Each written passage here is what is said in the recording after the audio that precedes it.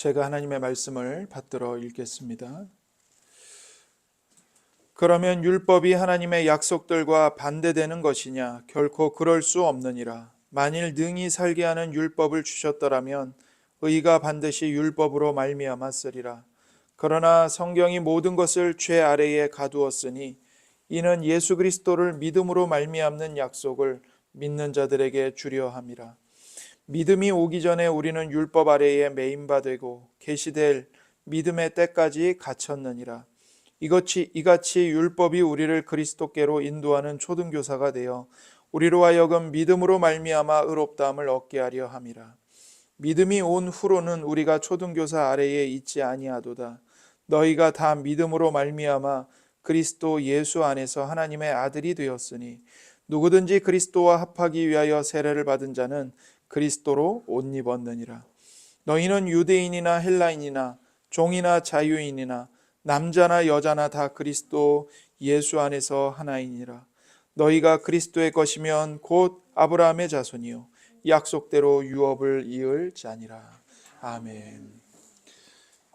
이는 살아계신 하나님의 말씀입니다. 오늘도 우리에게 말씀하시는 하나님께 감사합니다. 사람은 율법을 지키는 행위로 구원받을 수가 없습니다.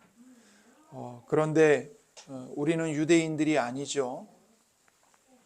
우리는 유대적인 배경에서 살고 있지 않습니다. 그렇다면 우리가 율법이라고 말할 때 이 율법은 우리에게 무엇으로 적용될 수 있을까요? 그것은 바로 양심입니다. 양심. 유대인들에게는 기록된 율법이 주어졌고 유대인이 아닌 이방인들, 즉 하나님을 알지 못하는 다른 사람들에게는 마음에 그 율법을 새겨주셨습니다. 그 율법이 바로 모든 사람 안에 있는 양심입니다. 그래서 이것을 어떻게 알 수 있냐면 로마서를 보면 사도 바울이 뭐라고 얘기하냐면 유대인들은 기록된 율법을 가지고 있고 이방인인 사람들은 하나님께서 그 마음속에 새겨준 율법을 가지고 있다, 이렇게 이야기를 합니다. 그러면서 하나님이 사람 마음에 율법을 새겨주셨는데 그 마음에 새겨주신 율법이 무엇인가? 바로 양심이라고 말합니다. 여러분, 유대인들은 하나님이 돌판에 율법을 새겨서 주셨습니다. 그런데 이방인인 우리에게는 마음에다 그 율법을 새겨주셨습니다. 그런데 문제가 뭐냐면 사람들이 자꾸 율법을 지키고 혹은 자기 양심을 따라서 떳떳하게 살면 구원받을 수 있는 것처럼 자꾸 오해하는 것입니다. 이게 문제예요. 그리고 이것이 마귀의 속임입니다. 거짓말입니다. 그러니까 이런 거죠. 우리가 주변에서 나는 양심껏 살았어. 나는 내 양심에 부끄럽지 않아. 이렇게 말하는 사람들을 만나게 됩니다. 그리고 혹은 자기 자신이 그렇게 말하기도 합니다. 내 자신이 난 양심에 떳떳해. 난 양심에 부끄럽지 않게 살았어. 이렇게 말하는 사람들, 그들이나 내 자신이나 떳떳할 수 있다고 생각하기가 쉬워요. 그러나 이것은 하나님을 알지 못하는, 하나님의 말씀을 알지 못하는 무지와 오해에서 나오는 착각입니다. 그러니까 율법과 양심은 하나님이 주신 것입니다. 그러므로 절대로 악하거나 나쁜 것이 아닙니다. 율법과 양심 모두 다 선하고 귀한 것이지만, 그러나 그 율법과 양심이 우리를 구원하지는 못합니다. 우리는 뼛속까지 부패한 죄인이고 어머니의 뱃속에서 태속에서 잉태될 때부터 타락한 아담의 후손으로 죄인으로 잉태되기 때문이죠. 그래서 율법과 양심은 매우 선하고 귀한 것이지만 그 용법이 다릅니다. 사용법이 다릅니다. 21절을 보십시오. 갈라디아서 3장 21절. 그러면 율법이 하나님의 약속들과 반대되는 것이냐? 결코 그럴 수 없느니라. 만일 능히 살게 하는 율법을 주셨더라면 의가 반드시 율법으로 말미암아 쓰리라. 바울이 분명히 말합니다. 율법의 행위로는 하나님 앞에 의롭다고 여김받을 수 없다는 겁니다. 우리가 오해를 합니다. 어떤 오해를 하냐면 우리가 율법의 행위로 말미암지 않고 믿음으로 구원을 받는다고 하니까 그러면 율법은 하나님의 약속들과 반대되는 것 아닌가? 이런 오해를 해요. 그런데 바울은 뭐라고 말하냐면 결코 그럴 수 없다는 겁니다. 율법도 하나님이 주신 것이고 우리를 구원하시겠다는 약속도 하나님이 주신 거예요. 그래서 율법도 약속도 둘 다 우리에게 주신 매우 귀하고 거룩하고 선한 하나님의 선물입니다. 그런데 뭐가 문제죠? 이 율법을 왜곡하는 게 문제인 겁니다. 그러니까 죄인인 우리가 하나님으로부터 율법을 선물로 받았는데 그 율법을 주신 용도가 있고 목적이 있거든요. 그런데 하나님이 주신 용도에 맞게 율법을 사용하지 않고 자꾸 율법을 왜곡시키는 겁니다. 그래서 원래 하나님이 주신 그 모양 그대로 쓰는 것이 아니라 왜곡시키는 것이 죄인들의 제일 큰 문제입니다. 하나님이 우리에게 율법과 양심을 주셨기 때문에 율법과 양심은 분명히 선하고 귀합니다. 그러나 죄인은 율법을 그 목적에 맞게 쓰지 않습니다. 그렇다면 율법과 양심의 용도가 무엇일까요? 21절 하반절을 다시 한번 보십시오. 21절 하반절, 만일 능히 살게 하는 율법을 주셨더라면 의가 반드시 율법으로 말미암아 쓰리라. 이게 무슨 말이냐면 율법과 양심은 생명을 얻는 도구로 주신 것이 아니라는 말씀이에요. 만약에 살게 하는, 우리를 구원하는 율법을 주셨다면 의가 반드시 율법으로부터 나왔겠죠. 그러나 갈라디아서 앞에서 계속 얘기한 게 뭐예요? 율법으로는 우리가 의로워질 수가 없다 이거잖아요. 그러니까 율법과 양심은 구원을 얻는 도구로 주신 게 아닙니다. 아무도 율법이나 양심으로 나는 의인이다 이런 인정을 받을 수가 없어요.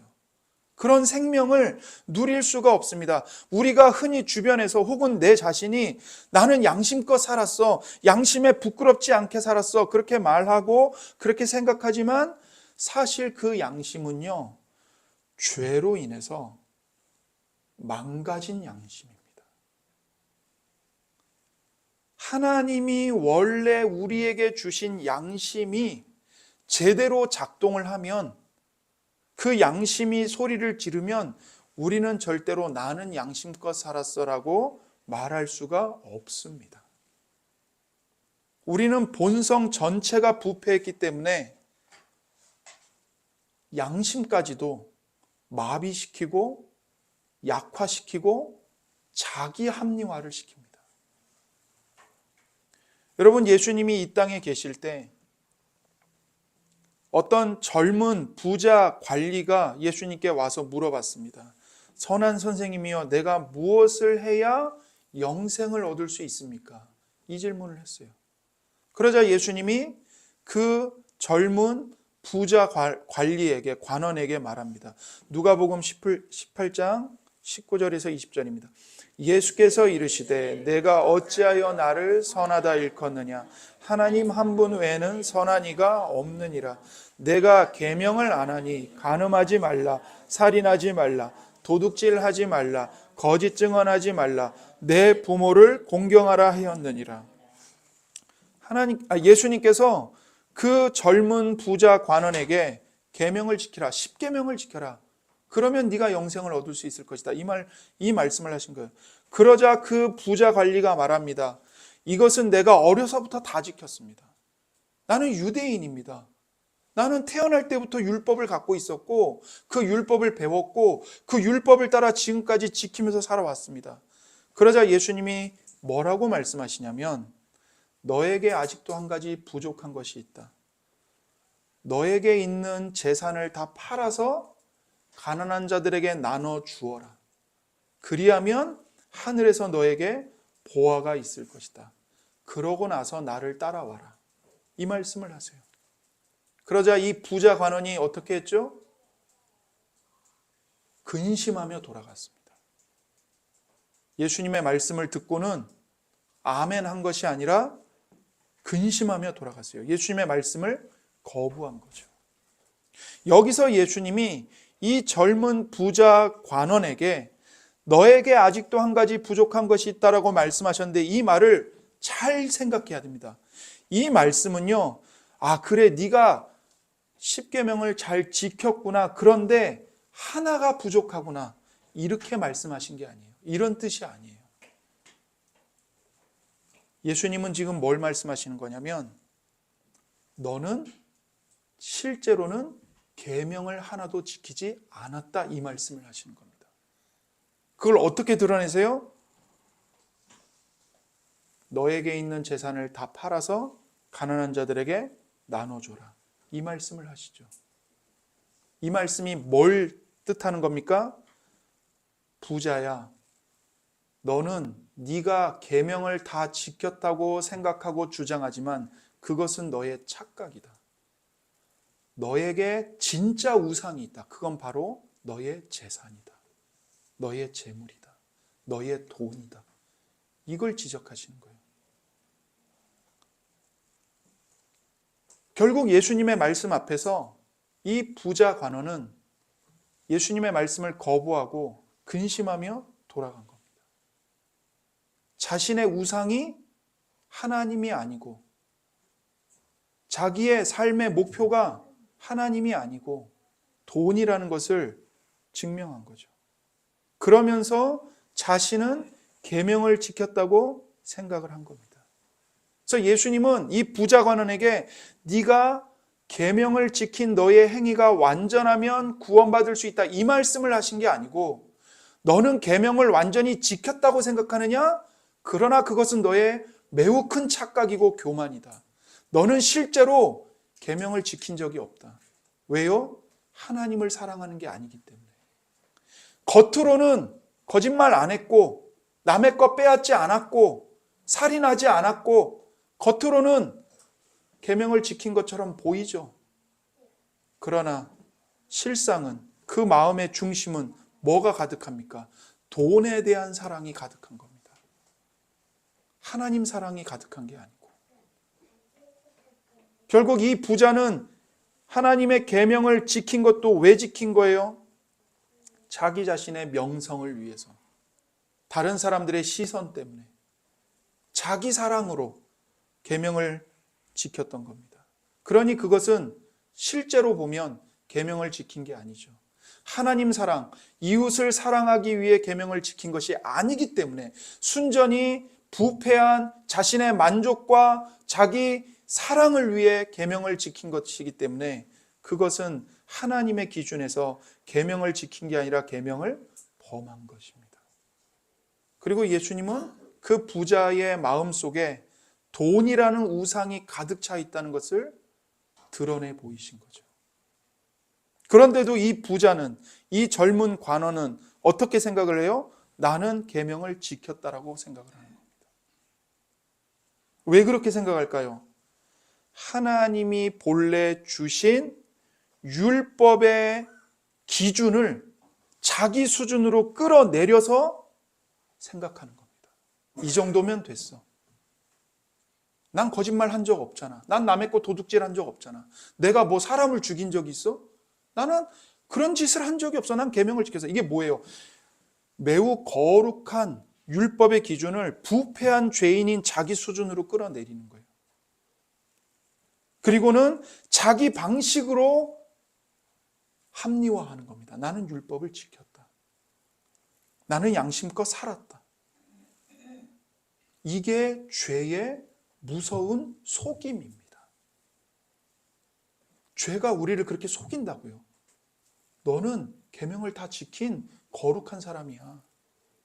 네가 무슨 죄인이야. 너는 양심껏 살았잖아. 근데 죄가 우리를 그렇게 속인다고요. 여러분, 사람이 양심도 자기 방식으로 합리화했기 때문에 나는 부끄럽지 않다라는 말을 할 수 있는 것이지, 본래의 양심과 율법의 기준이 뭔지를 정확하게 알면 그렇게 말할 수가 없습니다. 그러니 양심과 율법은 사람이 행위로 의롭다함을 받거나 생명을 얻는 도구로 주어진 것이 아닙니다. 의로움과 생명은 오직 예수 그리스도를 통해서만 주어집니다. 예수 그리스도를 통해서 주신 약속에서 구원과 생명이 주어집니다. 이걸 믿으십시오. 율법이나 양심은 우리가 떳떳하게 살게 하기 위해서 주신 것이 아니라 실은 다른 목적을 갖고 있고 다른 기능을 합니다. 그게 뭐냐면 22절입니다. 22절. 그러나 성경이 모든 것을 죄 아래에 가두었으니 이는 예수 그리스도를 믿음으로 말미암는 약속을 믿는 자들에게 주려 함이라. 아멘. 여러분 보세요. 성경이, 즉 율법이 뭘 했다고요? 모든 것을 죄 아래에 가두어 버렸다고요. 이게 무슨 뜻이냐면 하나님의 말씀이 모든 사람이 죄인이라는 것을 선포하고 있다는 겁니다. 모든 것들이 죄 아래에 노예로 갇혀 있다는 것을, 죄라는 감옥에 갇혀 있다는 것을 성경이 밝히 말해 준다는 거예요. 그래서 율법과 양심의 목적과 기능 중에 하나가 뭐냐면 사람들에게 죄를 깨닫게 하는 겁니다. 내가 죄에 사로잡혀 있는, 죄의 포로이고 죄의 노예이고 죄의 감옥에 갇혀 있는 죄수이구나. 이것을 깨닫게 하는 거예요. 이걸 밝히 드러내는 거예요. 그게 바로 성경이 모든 것을 죄 아래에 가두었다는 말씀의 뜻입니다. 그래서 율법과 양심을 주신 목적은요, 우리로 하여금 우리가 얼마나 죄의 포로로 죄 아래에 사로잡혀 있는지를 보여주는 것에 있습니다. 그러니까 율법과 양심을 가지고 우리가 얼마나 의로운 사람인가, 얼마나 거룩한 자인가를 평가하는 기준으로 주신 것이 아닙니다. 아니에요. 여러분과 제가 십계명 말씀 앞에 서잖아요. 그러면 나의 숨은 죄가 드러나야 정상적인 겁니다. 거기서 나는 계명을 그래도 잘 지켰어, 이렇게 가면 십계명을 잘못 적용하고 계시는 거예요. 율법과 양심은 적극적으로 우리가 죄인이라는 것을 밝히 드러내주도록 하기 위해 주신 겁니다. 그래서 이것을 이제 23절과 25절에 보면 더 자세하게 풀어주죠. 23절과 25절입니다. 믿음이 오기 전에 우리는 율법 아래에 매인바 되고 계시될 믿음의 때까지 갇혔느니라. 이같이 율법이 우리를 그리스도께로 인도하는 초등교사가 되어 우리로 하여금 믿음으로 말미암아 의롭다함을 얻게 하려 함이라. 믿음이 온 후로는 우리가 초등교사 아래 있지 아니하도다. 이렇게 말합니다. 여러분, 믿음이 오기 전에 이 말을 하고 있어요. 이게 무슨 뜻일까요? 이 믿음이 오기 전이라는 이건요, 예수님이 오시기 전 구약 시대를 가리키는 말이 아닙니다. 아니에요. 여러분, 우리가 계속 말씀을 살펴보고 있지만 구약 시대의 아브라함, 노아, 다윗, 이삭과 야곱, 수많은 그 구약 시대의 믿음의 사람들이 있잖아요. 그들은 무엇으로 구원을 받았어요? 그들도 우리와 똑같이 믿음으로 구원을 받았어요. 율법의 행위로 구원을 받은 게 아니라고요. 그러니까 예수님이 오시기 전에 구약 시대 때도 믿음으로 구원받는 하나님의 은혜가 있었습니까? 없었습니까? 있었습니다. 있었어요. 그러니까 여기서 말하는 믿음이 오기 전이라는 것은 구약 시대를 가리키는 말이 아니에요. 그러면 이 믿음이 오기 전이라는 말은 무슨 뜻일까요? 예수님의 복음을 듣지 못한 채 여전히 율법 아래 갇혀 있는 상태를 뜻하는 겁니다. 예수님의 복음을 듣지 않고 예수님을 믿지 않으면 그 사람은요, 여전히 믿음이 오기 전 사람인 거예요. 율법 아래에 죄의 노예로 갇혀 있는 사람인 거예요. 그런데 그런 우리에게 뭐가 왔어요? 믿음이 왔어요. 예수님이 오셨고 예수님의 구원의 기쁜 소식이 선포되고 있고 그 복음의 말씀을 듣고 성령께서 우리 안에 역사하셔서 우리가 성령으로 거듭나서 예수님을 믿고 있죠. 예수님을 의지하고 있죠. 그래서 우리는 믿음이 오기 전의 사람이 아니라 믿음 안에 있는 사람인 거예요. 그래서 믿음이 오기 전에는 모든 사람이 다 어떤 상태로 갇혀 있어요? 율법 아래에 매인바되고 율법 아래에 갇혀 있는 겁니다. 갇혀 있어요. 죄인으로 갇혀 있다고요.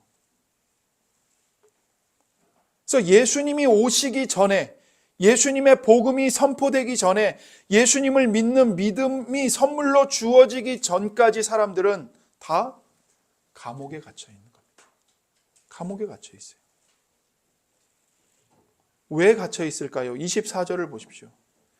이같이 율법이 우리를 그리스도께로 인도하는 초등교사가 되어 우리로 하여금 믿음으로 말미암아 의롭다함을 얻게 하려 함이라. 왜 우리가 율법 아래에 갇혀 있습니까? 그 율법이 우리의 초등교사가 되어서 우리를 그리스도께로 인도하기 위함인 겁니다. 그러니까 율법이 우리를 초등교사처럼 그리스도께로 인도할 때까지, 하나님이 정하신 때가 될 때까지 우리를 감옥 안에 가두었다는 거죠. 여러분, 과거에는 이 초등교사를 몽학선생이라고 번역을 했습니다. 그렇죠? 네, 몽학선생이라고 했어요. 로마 사회에 이 초등교사라는 노예가 있었습니다. 뭐냐면 7세부터 약 15세까지의 이 어린 아이들을 이 가르치는 노예 선생을 말합니다. 그러니까 가정교사인데 신부는 노예예요. 그런데 주인의 자녀들을 가르치는 선생인 거예요. 그래서 이 노예, 이 초등교사는 선생이지만 학과목이나 지식을 가르치는 교사는 아닙니다. 어린아이에게 예절을 가르치고 또 이 아이에게 학문을 가르쳐주는 그 학교에 데리고 갈 때 안전히 데리고 오고 갈 수 있도록 지켜주는 선생이었던 거예요. 그런데 이 아이가 자라면, 어른이 되면 이제 더 이상 이런 초등교사가 필요해요? 필요가 없어요? 필요하지 않죠. 마찬가지로 율법이 그와 같은 역할을 한다는 겁니다. 하나님이 정하신 때가 오기 전까지 사람들을 이 율법 아래에 가두어서 예수님이 오시면 사람들을 예수님께 데리고 가는 역할을 하는 거예요. 그래서 율법의 기능은 사람들이 자기의 죄를 깨닫고 구원자가 필요함을 알고 하나님의 약속이 주어질 때 그 약속을 믿을 수 있도록 우리를 예수님께로 인도하는 역할을 율법이 하는 겁니다. 그래서 초등교사라고 얘기하는 거예요. 그러니까 율법과 양심은 하나님의 약속과 반대가 됩니까? 서로 충돌하나요? 충돌하지 않아요. 오히려 율법이요, 초등교사가 돼서 우리에게 하나님의 약속이 얼마나 필요한지를 가르쳐주는 역할을 하는 겁니다. 그러니까 율법은 너가 이 율법을 열심히 지키면 구원받을 수 있다, 이걸 가르쳐주는 게 아니고 오히려 율법은 너는 죄인이다, 그러므로 너에게는 예수님의 구원이 필요하다, 예수님의 십자가의 보혈이 필요하다. 이걸 가르쳐 주는 게 율법의 기능입니다. 그래서 약속이, 예수님의 구원이 반드시 필요하다는 사실을 우리에게 확인시킵니다. 뭐가요? 율법이요. 그게 율법의 역할이에요. 그래서 예수님이 이 세상에 오심으로 세상은 다른 시대를 열었습니다.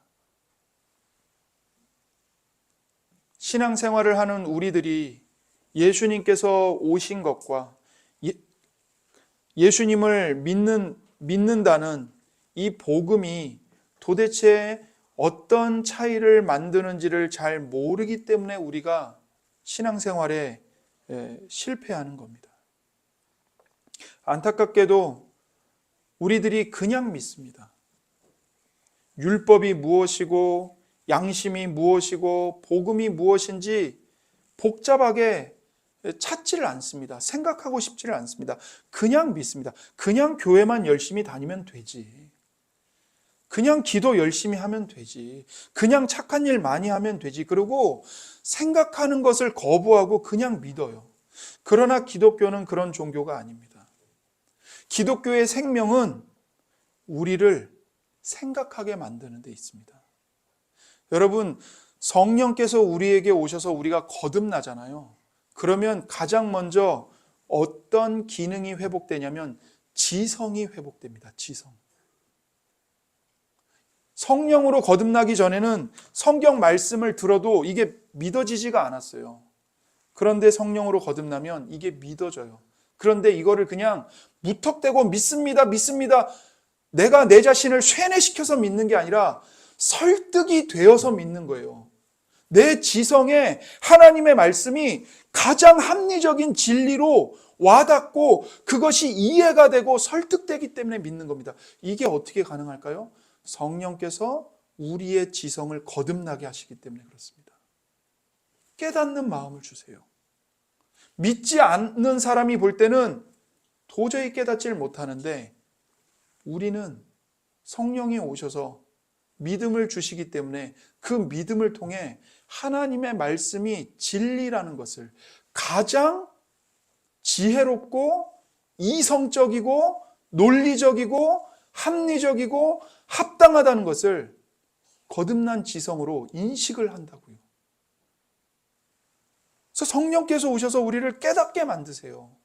생각하게 만드세요. 질문하게 만드세요. 성경 말씀으로 답을 찾아가게 만드신다고요. 그냥 덮어놓고 믿으면 돼. 그냥 열심히 부르짖으면 돼. 그냥 열심히 순종만 하면 돼. 그렇게 이끄시지 않는다니까요. 하나님이 여러분을 생각하지 않는 로봇으로 만들지 않으세요. 여러분, 노예는요, 생각할 필요가 없어요. 왜요? 생각은 누가 해요? 주인이 하는 거예요. 노예는요, 아무 생각 없이 시키는 대로만 하면 돼요. 하나님은 우리를 노예로 삼지 않으십니다. 자녀로 삼으신다고요. 상속자로 삼으신다고요. 하나님의 모든 영원한 기업을 상속받을 상속자로 우리를 키우신다고요. 그러면 하나님이 우리에게 뭘 요구하시겠어요? 하나님과 같은 수준에서 생각하기를 요구하시는 거죠. 대기업의 회장이 자기 아들에게 이 기업을 물려주고 싶은데 회장이 아들에게 너는 내가 시키는 대로만 해. 너는 아무것도 생각하지 마. 이렇게 교육시키는 회장이 어디 있습니까? 스스로 생각하게 하죠. 스스로 결정하게 하죠. 하나님이 우리에게 그렇게 하시는 겁니다. 주님은 우리를 로봇으로 부르지 않으십니다.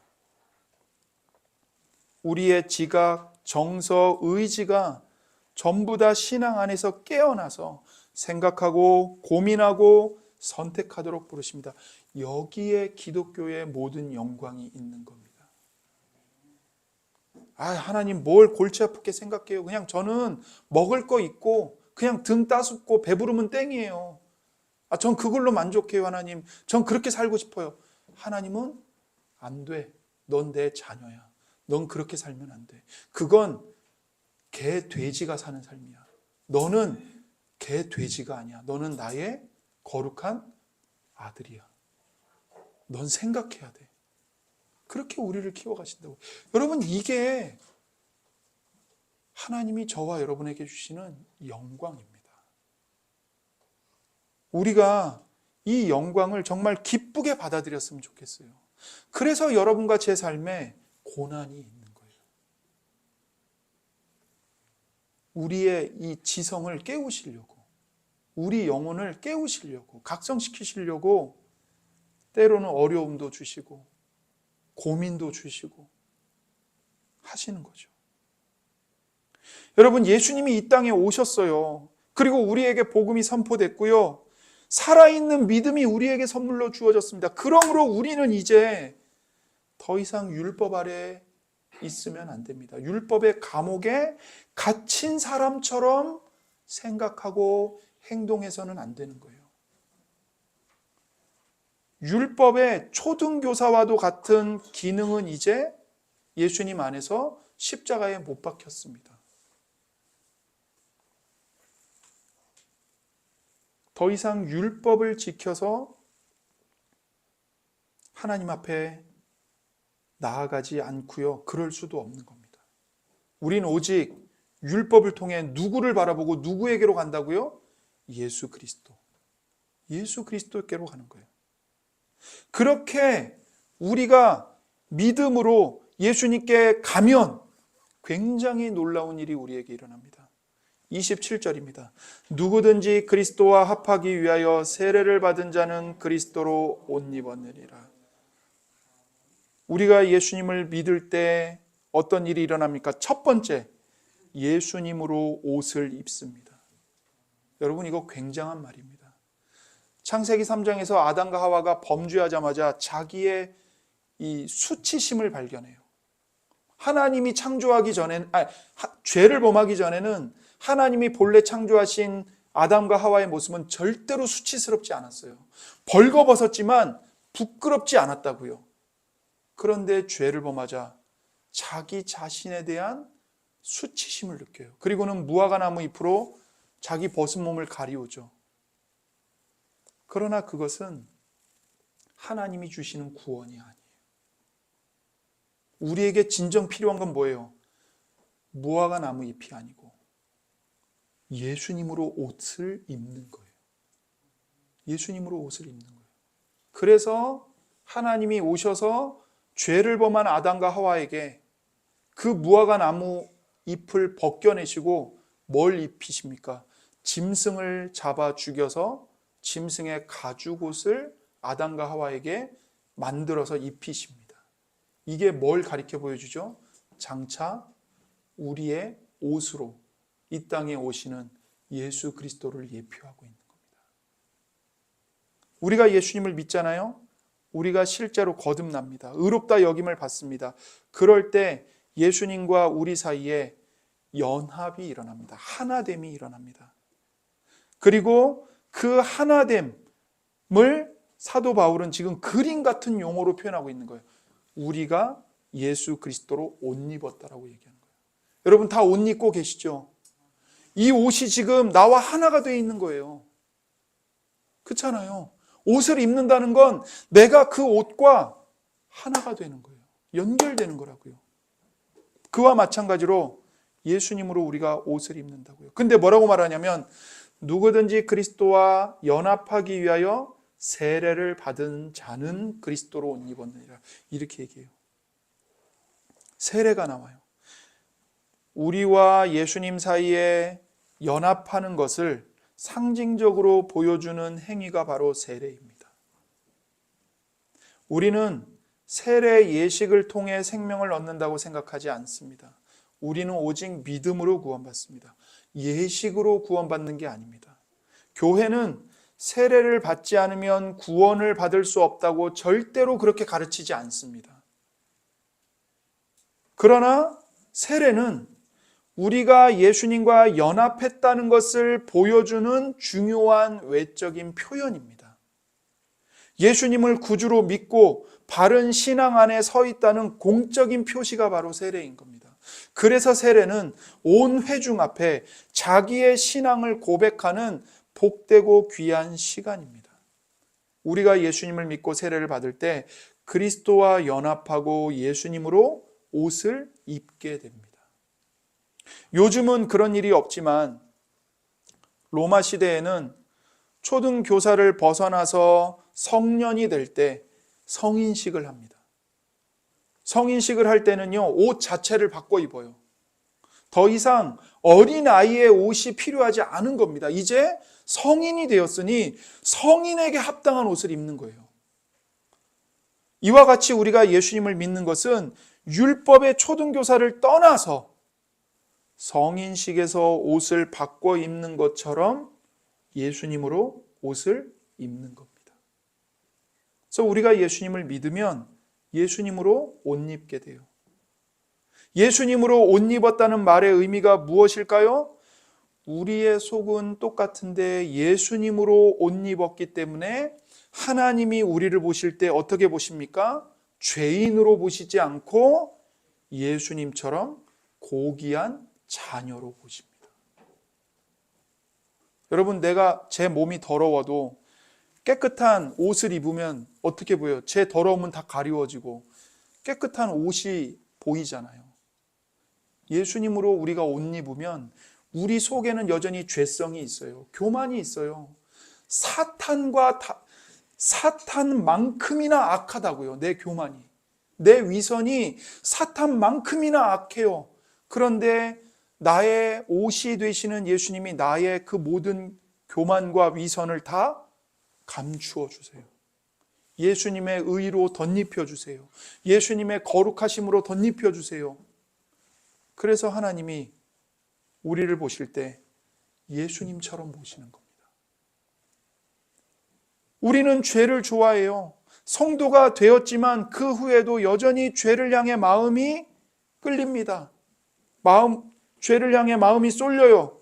그런데 바깥으로 예수님으로 옷을 입었기 때문에 하나님이 우리를 보실 때 예수님이 행하신 모든 의로운 행위, 하나님의 모든 율법을 완전하게 사랑으로 순종하신 것, 하나님이 완전하게 거룩하신 것, 예수님의 그 모든 행위와 공로를 바라보시면서 우리를 너는 내 아들 예수와 똑같다, 너는 의인이다라고 인정해 주시는 거예요. 왜요? 우리가 예수님으로 옷 입었기 때문에. 그러니 여러분, 우리가 이 땅을 살면서 예수님 믿어서 부자가 되어야 하고 예수님 믿어서 성공해야 되고 높은 자리에 올라가는 것, 그것과는 비교할 수 없는 영광을 우리가 선물로 받은 겁니다.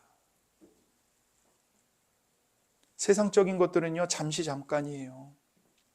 예수님을 옷 입는 순간부터 우리는 영원히 썩어 없어지지 않는 존영과 존귀를 옷 입은 겁니다. 그리고 이것이 믿음 안에서 바르게 누리고 고백되고 경험되기 시작하면 우리는 땅에 있는 이 반짝이는 것들의 흥미를 잃기 시작합니다. 여러분, 우리가 정말 세상에 대한 사랑과 세상에 대한 이 목마름을 이기는 방법이 뭐냐면요, 예수님을 기뻐하는 겁니다. 예수님의 사랑을 맛보는 거예요. 하나님 아버지의 사랑을 맛보면 세상 것들이요 다 시시해집니다. 시시해져요, 정말요. 우리가 그저 세상의 명예나 부를 그냥 무시하는 것만으로는 세상을 이길 수가 없습니다. 예수님으로 옷 입고 우리 속에 하나님의 사랑이 부어지고 있다는 것을 깨닫고 그 사랑을 맛보고 하나님이 예수 그리스도 안에서 나에게 주신 이 영광과 존귀함이 어떤 것인지를 알 때에 비로소 우리는 세상을 시시하게 하찮게 여기게 됩니다. 세상을 이기게 돼요. 그러나 이것을 알지 못하면 신앙마저도 돈을 더 잘 벌기 위한 수단으로, 신앙마저도, 하나님마저도 내 이름을 자랑하는 것의 수단으로 사용하고 맙니다. 그러니까 교회 안에서 그렇게 시기와 질투가 끊어지지 않고 네가 잘났네, 내가 잘났네, 경쟁과 싸움이 교회 공동체 안에서조차도 사라지질 않는 겁니다. 왜요? 은혜는 맛보질 못하고 내 자존심은 세워야겠고, 그러니까 나는 그래도 쟤보단 나아. 나는 그래도 저 사람보단 나아. 내가 더 열심히 해. 내가 더 잘해. 내가 더 많이 해. 그러면서 세상과 똑같이 무한 경쟁으로 가는 거예요. 나보단 저 사람보단 내가 더 낫지. 그렇게라도 자기를 증명하고 싶고 인정받고 싶은 거예요. 왜요? 하나님의 은혜를 헛되이 받고 있기 때문에 그래요.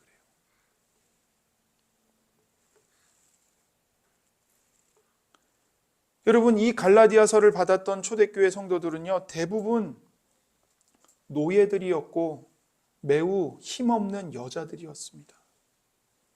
그들은 세상에서 노예였고 종이었어요. 인간 취급을 받지 못했다고요.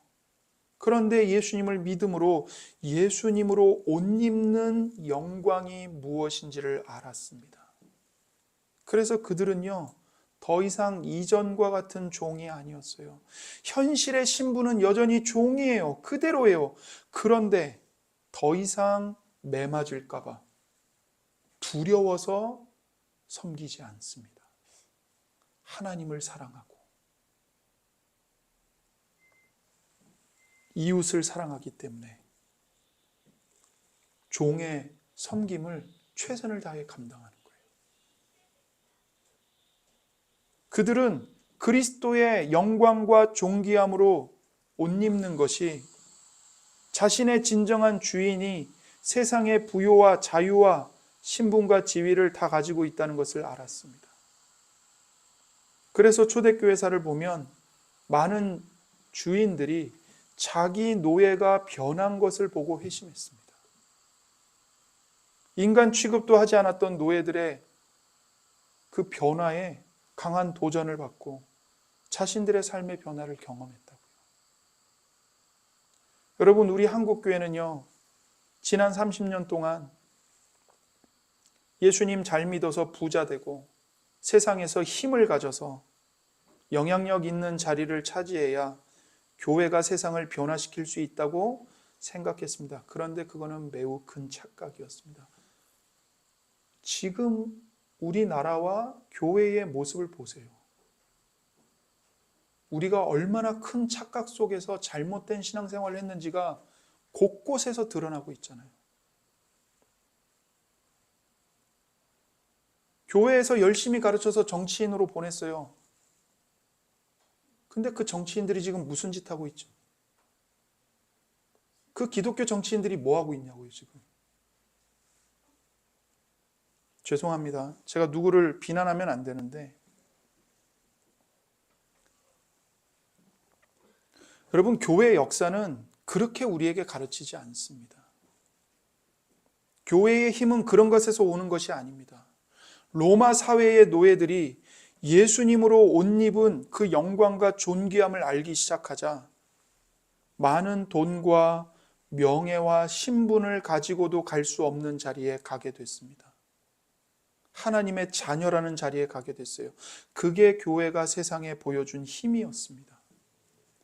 그런 힘이 교회 안에 회복되어야 합니다. 그리고 그런 힘이 교회 안에 회복되려면 율법주의가 아니라, 번영신앙이 아니라, 기복주의가 아니라 십자가의 복음이 선포되어야 합니다. 여러분과 저는요, 끊임없이 반복해서 십자가의 복음을 들어야 합니다. 그래야 이 힘을 회복할 수 있습니다. 가난해도, 병들어도, 가진 것이 아무것도 없어도, 세상에서 짓밟혀도 세상을 변화시킬 수 있는 유일한 힘은 오직 십자가의 은혜뿐입니다. 이 십자가의 은혜를 교회가 날마다 듣고 마음에 되새기고 그 십자가의 복음을 따라 변화되고 살아갈 때 세상을 거슬러 가면서 우리는 이 땅을 바르게 섬길 수가 있는 겁니다. 여러분, 교회는 절대로 인간적인 지혜와 세상의 관심사와 돈으로 감당할 수 있는 공동체가 아니에요. 교회는 다른 공동체입니다. 이 공동체 안에는요, 거룩하신 하나님의 임재가 있고 하나님의 사랑이 쏟아부어지고 있고 하나님의 경건의 능력과 힘이 있습니다. 우리는 그것으로 세상을 섬기고 새롭게 하는 역할을 감당해야 하는 겁니다. 두 번째로, 예수님 안에서 모든 차별이 없어지고 하나가 됩니다. 여러분, 28절을 보십시오. 너희는 유대인이나 헬라인이나 종이나 자유인이나 남자나 여자나 다 그리스도 예수 안에서 하나이니라. 우리가 몸담아 사는 이 세상은 예나 지금이나 사람들 사이의 다양한 차이를 전부 다 편견, 편애, 차별, 우열, 특권이라는 개념으로 바꿔놨습니다. 왕족이나 귀족은 태어나면서부터 정해져 있지요. 그런데 요즘 같은 자본주의 사회는요, 돈을 가지고 아주 노골적으로 사람들을 차별합니다. 신분 제도는 사라졌을지 모르지만 여전히 자본주의 사회에서는 돈이 곧 신분입니다. 돈과 외모로 사람을 차별합니다. 더구나 성경이 기록된 시대에 노예는 물건이었어요. 사람 취급하지 않았습니다. 노예는 물건처럼 주인의 소유였습니다. 노예가 잉태해서 고생스럽게 아이를 낳으면 그 아이조차도 주인의 소유였습니다. 그런 노예가 예수님을 믿었습니다. 그리고 그들이 교회에 와서 이런 십자가의 복음을 듣는 겁니다. 유대인이나 헬라인이나 종이나 자유인이나 남자나 여자나 다 그리스도 예수 안에서 하나다. 100년도 안 된 초대교회가 이런 메시지를 전했다고 한번 생각을 해보세요. 평생을 노예로 살았던 사람들이 교회에 들어오는 순간부터 세상의 구조와 질서와는 완전히 다른 새로운 세상을 만나게 되는 겁니다. 하나님의 나라를 경험하게 되는 거예요. 다른 점을 가지고 차별과 특권, 우열과 열등을 만들어내는 세상에 몸을 담고 있어도 교회에 들어온 성도들은 비로소 그때부터 하나님 안에 있는 새로운 세상을 만나게 됩니다. 종과 주인이 하나예요. 종은 더 이상 물건이 아닙니다. 주 안에 있는 나의 사랑하는 형제요, 자매인 거예요. 힘이 지배하는 세상, 칼과 창을 가지고 영토를 정복하는 시대에 여성은 남성처럼 힘이 세지 못하기 때문에 상대적으로 늘 열등하게 여겨졌습니다. 그래서 여자는 억압과 착취의 대상이었고 남자들의 소유물이었습니다. 남편은 아내가 마음에 들지 않으면 이혼 증서를 써주고 욕망과 탐욕에 따라서 다른 여자를 취하면 그만이었어요. 그런 시대에 여성들이 교회에 가서 처음으로 복음을 듣는 겁니다. 남자와 여자는 그리스도 안에서 하나다. 둘은 차이가 있지만 그 차이는 우등이나 열등이 아니다. 편견이나 차별이 아니다. 역할이 다를 뿐이다. 남자와 여자가 그리스도 안에서 하나가 된다는 이 독특한 사상, 이 독특한 질서, 이 새로운 세상을 교회에서 만난 겁니다. 그게 교회이고 복음입니다. 이 세상이 만들어 놓은 수많은 차별을 정당화하는 온갖 구조의 틀을 복음은 다 허물어 버립니다. 여러분, 구약 성경에 여리고성이 하나님의 권능으로 한 번에 다 와장창 무너지고 파괴됐잖아요. 그 여리고성이 무너지는 역사는 구약 시대에 여호수아 시대에 딱 한 번 일어나고 끝난 게 아닙니다. 예수님의 복음이요, 여러분과 저를 사로잡고 있는 이 세상의 이 족쇄, 끊임없이 차별하려고 하고 편을 가리려고 하고 파당을 지으려고 하는 저와 여러분 안에 있는 이 여리고성과도 같은 이 차별의식, 이걸 계속 복음은 무너뜨리고 있습니다. 전혀 새로운 질서를 만드는 겁니다. 여러분, 미국과 유럽에서 우리나라에 자본주의가 들어왔어요. 그런데 우리 이 한국 사회에 이 자본주의가 가득해서 사람들이 돈을 가지고 사람의 가치를 판단하고 있는데, 심지어 교회 안에서조차도 그 돈으로 직업이 뭔지, 학벌이 뭔지, 자동차는 뭘 타는지 이런 걸로 성도들 사이를 가른다고요. 내가 어울릴 사람, 내가 무시할 사람, 성공 여부로, 학벌로 편을 가르는 겁니다. 그러니 교회 와도요, 세상과 다른 점이 전혀 안 느껴지는 거예요. 교회 오면 하나님의 나라, 하나님의 새로운 세상이 경험되어야 하는데, 교회도 세상과 다를 바가 없네. 가진 사람 앞세우고, 좋은 대학 들어간 사람 광고 시간에 자랑하고, 이게 뭐야? 이러고 있는 거라고요. 여러분, 말씀의 교회는 그런 것들을 개혁해 가야 합니다. 복음의 은혜를 따라서 그런 것들을 날마다 십자가에 못 박아야 합니다. 이것을요, 다른 사람이 해주길 바라시면 안 돼요. 목사님이 알아서 하세요. 아니요, 같이 해야 돼요. 내가 해야 돼요, 내가. 여러분 자신이, 우리 모두가 해야 돼요. 이런 세상을 향해서요, 복음은 그리스도 안에서 모든 사람이 다 하나라고 선포합니다. 사람의 능력이, 그 사람의 재산이 사람을 평가하는 기준이 아니라 죄인인 우리를 은혜와 풍성한 사랑으로 덮어서 자신의 아들로 삼으시고 믿음으로 의롭다 하시는 하나님이 우리에게 예수님의 옷을 입혀서 전혀 다른 관점으로 사람을 보게 만드십니다. 이런 사람들이 모인 교회 공동체는 사람들을 대할 때 이 사회가 만들어 놓은 잣대와 기준으로 사람들을 대하는 것이 아니라 전혀 다른 눈, 즉 십자가의 눈, 복음의 눈, 예수님의 눈을 가지고 사람들을 대해야 합니다. 그런 공동체가 참된 교회입니다. 그런데 여기서 오해하지 마셔야 될 것은, 교회는요, 획일적인 평등을 가르치지 않습니다. 쉽게 얘기해서 우리 교회는 가난한 사람들만 와야 돼, 부자들만 와야 돼, 이렇게 하지 않는다고요. 교회 안에 각종 다양한 사람들이 다 있어요. 인종적으로, 물론 우리 교회는 없지만 인종적으로 다양한 사람이 있는 법이고, 경제적인 수준, 재능과 능력, 은사가 다 달라요. 그런데 그것을 획일화시키지 않습니다.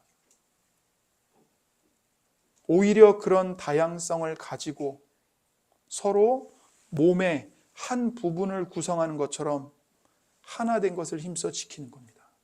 손과 발이 다르고 눈과 입이 다른 것처럼 말이죠. 다르니까 갈라지는 게 아니라 오히려 예수님 안에서 나의 다름으로 다른 사람들을 섬기는 거예요. 나도 섬김을 받는 거예요. 감사함으로.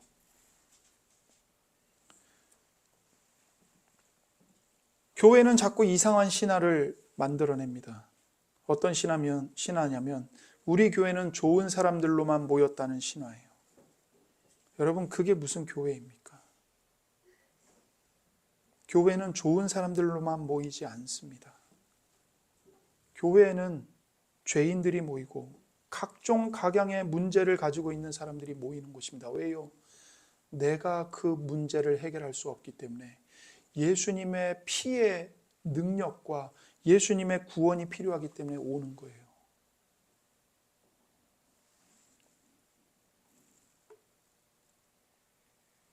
여러분, 결혼해 보셔서 다 아시잖아요. 나에게 가장 잘 맞는 최고의 사람을 고르고 골라서 부부가 되고 가정을 일굽니다. 결혼해서 20년, 30년을 같이 살아요. 그러면서 간혹 생각하죠. 이 사람이 아니고 그때 그 사람이었으면 더 나았을 텐데.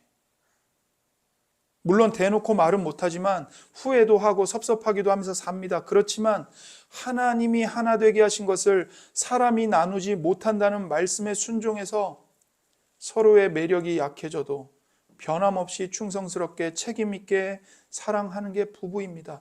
이것이 사랑입니다, 여러분. 성도들의 사랑도 이와 같습니다. 성경이 우리에게 보여주는 게 바로 사랑입니다. 주님의 말씀과 진리를 붙들고 우리 옆에 사랑하기 어려운 사람들, 우리와 다른 사람들을 섬겨야 합니다. 물론 우리는 죄된 본성 때문에 차별과 편견을 끝없이 만들어내는 것을 알면서도 주님의 복음을 믿는 사람으로서 교회와 사랑하는 지체들을 몸의 한 부분처럼 사랑하는 성도가 되어야 합니다. 하나님이 주신 다양성으로 한 몸을 이루는 복의 통로가 되는 것이 교회 공동체인 것입니다. 너무나도 불완전한 사람들이 모였기 때문에 때로는 덮어주고 가려주어야 할 것이 많습니다. 때로는 악하고 부패하고 탐욕적이기 때문에 생기는 허물을 내가 하나님 앞에서 죄를 지어 고백하는 것처럼 공동체의 죄를 붙들고 씨름하면서 하나님께서 하나 되게 하신 것을 힘써 지켜내는 공동체가 교회입니다. 여러분, 세상을 한번 보세요. 세상은 다 찢어놓습니다. 모든 걸 다 찢어놔요. 그런데 교회는 연합하고 하나 되고 모든 것을 사용해서 하나 되게 하신 것을 힘써 지켜내는 생명과 희생의 공동체입니다.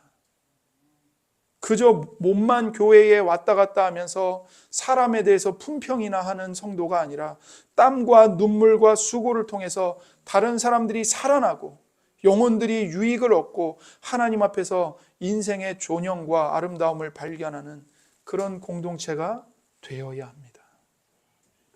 여러분, 좋은 사람들이 모이는 교회는 없어요. 죄인들이 모였는데 어떻게 그런 교회가 있겠습니까? 우리도 다 허물투성이입니다. 그러나 주님이 우리를 어떻게 하셨죠? 예수님으로 옷 입혀주시고 예수님처럼 존귀한 자녀로 받아주십니다. 그렇게 우리도 상대의 허물을 나의 허물로 여기고 내 것으로 다른 사람을 복되게 하고 그 사람을 옷 입히고 윤택하게 하는 그런 생명의 공동체로 자라가야 하는 겁니다. 교회 지체는 그냥 모였다 헤어지는 사람들이 아닙니다. 우리는 주님의 한 몸입니다. 우리는 주님께서 하나 되게 하신 것들을 힘써서 지켜내야 합니다. 세상은 다 찢어놔요. 지역으로 찢어놓고 너 학교 어디 나왔어? 학교 출신으로 찢어놓고 너 지지하는 정당이 뭐야? 그걸로 다 찢어놓고 세상은 다 찢어놔요. 남자와 여자도 다 찢어놔요. 남혐, 혐혐, 여혐. 그런 찢어놓는 세상에 차별과 편견과 학벌과 돈과 재능과 외모를 가지고 사람들을 찢어놓는 세상에서 하나님은 우리를 주님의 몸으로 연합하라고 우리를 불러주신 겁니다. 존귀한 교회의 아름다움과 영광이 묻어나도록 우리가 예수님을 바라보고 예수님을 따라가야 합니다. 여러분, 이 시간 여러분과 저에게 이런 예수님으로 옷 입혀주시고 또 예수님 안에서 모든 차별과 편견을 십자가에 못 박고 우리를 사랑으로 하나 되게 하시는 이 영광과 복을 주신 그리스도께로 나아오십시오. 이 구원을, 이 복을 여러분에게 주시기 위해 하나님의 아들이신 예수님이 십자가에 못 박혀 피 흘려 죽으셨습니다. 그리고 여러분을 위해 제3일에 다시 살아나셨습니다. 그 예수님이 여러분을 부르고 계십니다. 그 주님이 여러분을 붙들고 계십니다. 이 시간 함께